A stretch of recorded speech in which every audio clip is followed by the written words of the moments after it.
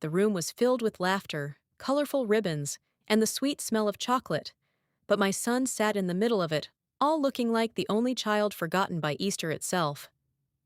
That was the moment I realized some people don't use words to humiliate you, they use gestures. And my mother-in-law was an expert at them. Every Easter, she hosted a massive family celebration at her house.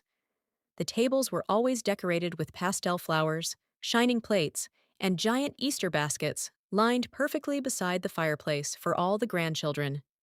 To everyone outside the family, she looked like the perfect grandmother, generous, elegant, loving.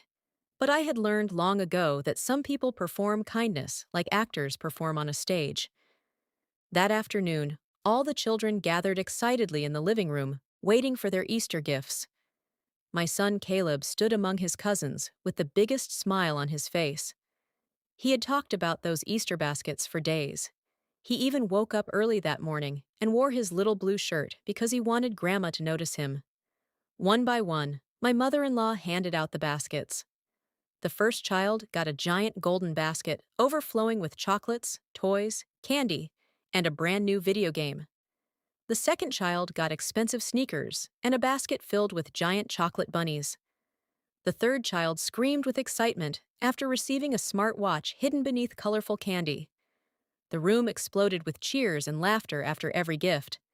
Then she finally turned to my son. For 1 second, I truly believed she would do the right thing. Instead, she handed him a tiny plastic bag containing only 2 small chocolates. Nothing else. No toy, no gift, no basket.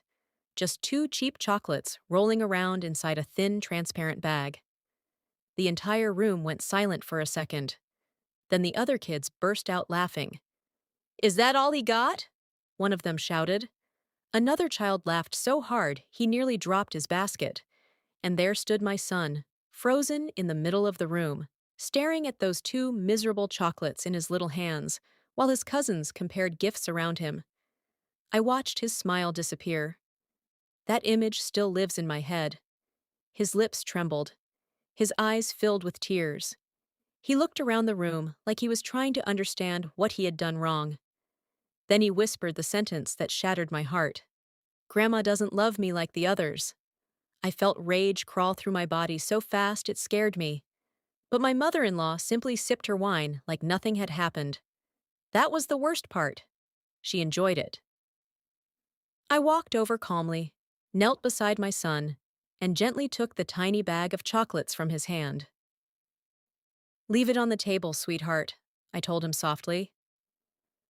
The room became quiet immediately. My mother-in-law looked up at me with fake confusion. "What's wrong?" she asked innocently. I looked directly into her eyes.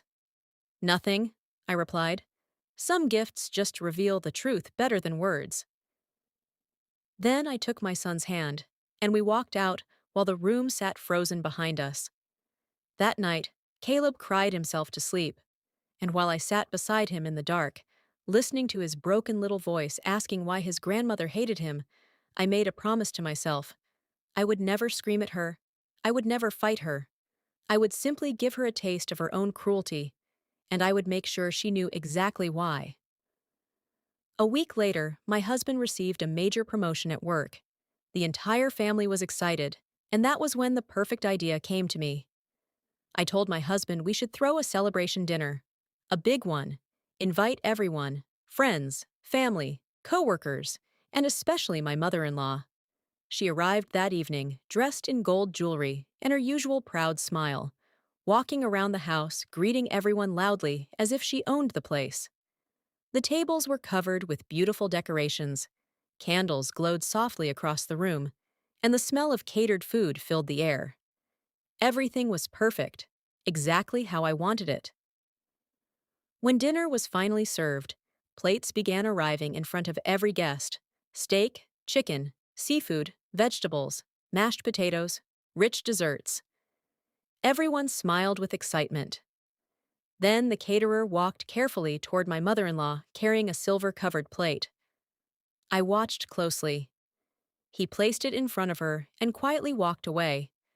Still smiling proudly, she lifted the cover and froze. Sitting in the middle of the large white plate was one tiny slice of carrot. Nothing else. Just a single pathetic slice of carrot. The table went silent instantly. She stared at the plate in confusion before calling the caterer back. "Excuse me," she snapped. "There must be some mistake." The caterer looked nervous and pointed toward me. "She arranged the plates, ma'am." Every eye at the table turned toward me.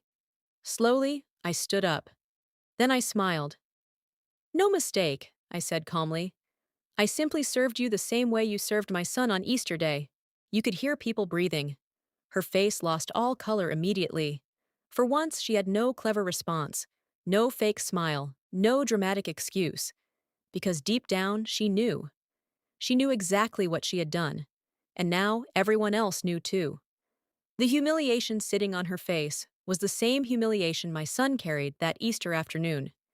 Except this time, there was no laughter, only silence. A heavy, painful silence. She grabbed her purse, stood up shakily, and walked out without saying a word. And as the front door slammed behind her, I finally understood something powerful. Sometimes revenge is not about cruelty. Sometimes it is about giving someone a mirror and forcing them to look at themselves.